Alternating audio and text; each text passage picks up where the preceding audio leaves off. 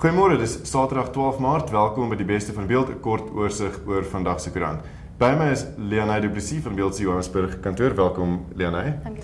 Groot nuus vandag is nou maar gister se verwoestende aardbewing in Japan wat 8.9 op die Richterskaal geregistreer het. Dit is een van die ergstes om enige plek in die wêreld in baie jare te tref en dit het groot gevolge gehad.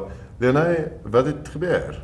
Wel, daar het 'n aardbewing gistermiddag so wat 25 km onder seevlak die kus van Sendai getref. Dit was omtrent 125 km van die kus af en 300 km van Tokio af, die land se hoofstad.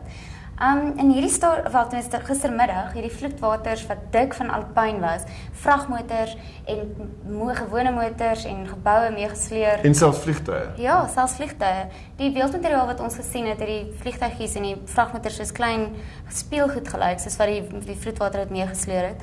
En dit is net grootskaalse verwoesting, grootskaalse chaos wat geheers het in die stad. So is dit die aardbewing of die tsunami wat skade veroorsaak het in Japan? Wel, die aardbewing het in Japan die meeste skade veroorsaak. Die tsunami het in Sendai baie verwoesting veroorsaak, maar sover is daar nie regtig by 'n vreeslike groot dodetal nie. Daar was wel 200 tot 300 lyke op die kus gevind, Ja. maar die grootste terugvoer wat mense kry sover is maar van die aardbewing wat Tokio getref het.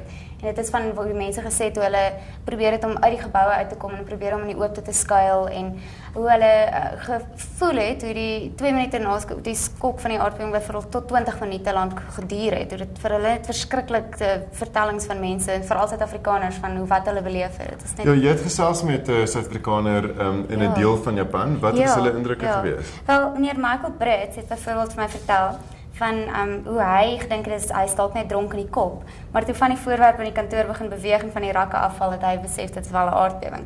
Nou Brits het in Nagoya, hy werk in Nagoya, hy het daar gee Engels by skool en dis 700 km van die episentrum van die aardbewing. So nou moet jy weet, as die skokke het sover as 2500 km tot in Beijing getrek. So dit is net 'n ongelooflike groot omvang wat hierdie aardbewing gehad het. Vertel gou vir ons net laastens 'n bietjie meer oor die tsunami. Hoe vinnig het die tsunami te versprei? Dit het Hawaii ook in 'n stadium bereik, nee? Ja, die tsunami het Hawaii gistermiddag omstreeks 4 uur bereik en daar is ook waarskuwings in die hele sogenaamde Ring of Fire gegee. Daar is tot in Australië en die noordelike kus van Nieu-Seeland, daar is in die Filippyne en Indonesië en Suid-Amerika, die noordweste van Amerika, behalwe Kanada is sover nog nie, daar is nog nie waarskuwings daar nie. Dit is gelukkig baie ver van waar ons is. Gelukkig. Ek weet nie van waar julle kyk nie, maar ek hoop dit gaan goed. Ons het ook 'n lekker by waar daar 'n bietjie gepraat word oor die oorsprong van Afrikaanse gunsteling volksliedjies. Kyk 'n bietjie daar, lekker sport natuurlik en die jongste oor die tsunami en enkele ander stories. Die vakbond SADU, wat die land se grootste vakbond is, die onderwysvakbond, het hom gedistansieer van opmerkings van sy voorsitter eergister wat gesê het die LER vir onderwys in die provinsie is 'n satanis en hulle lede moenie met wit mense vriende wees nie.